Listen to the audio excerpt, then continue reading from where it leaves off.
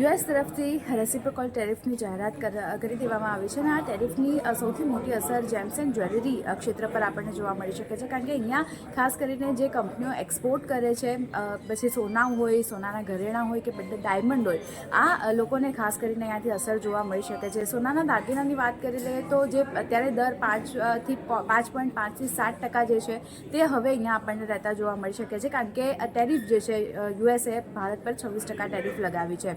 America ભારતના સૌથી મોટા ઘરેણા એક્સપોર્ટ બજારમાંનું એક બજાર રહેતું દેખાઈ રહ્યું છે, એટલે સૌથી મોટું એક્સપોર્ટ જે છે તે આપણે યુએસને કરીએ છીએ. અને અત્યાર સુધી વાત કરી લઈએ તો જો અમેરિકામાં ભારતીય ઝવેરાતની નિકાસ દર વર્ષે ખાસ કરીને $11 મિલિયન જે છે એના કરતાં પણ વધુ આપણને રહેતી દેખાઈ શકે છે. એટલે ઇમ્પેક્ટ ખાસ કરીને જે એક્સપોર્ટ કરે છે એવી કંપનીઓ પર આપણને જોવા મળી શકે છે. હવે તેજી સોનામાં જે રીતે આપણને આગળ વધતી દેખાઈ રહી છે, તો ગ્લોબલ ટ્રેડ વોર વધવાની આશંકાએ સેફ હેવન ડિમાન્ડ ખાસ કરીને સોનાને મળતી દેખાઈ રહી છે.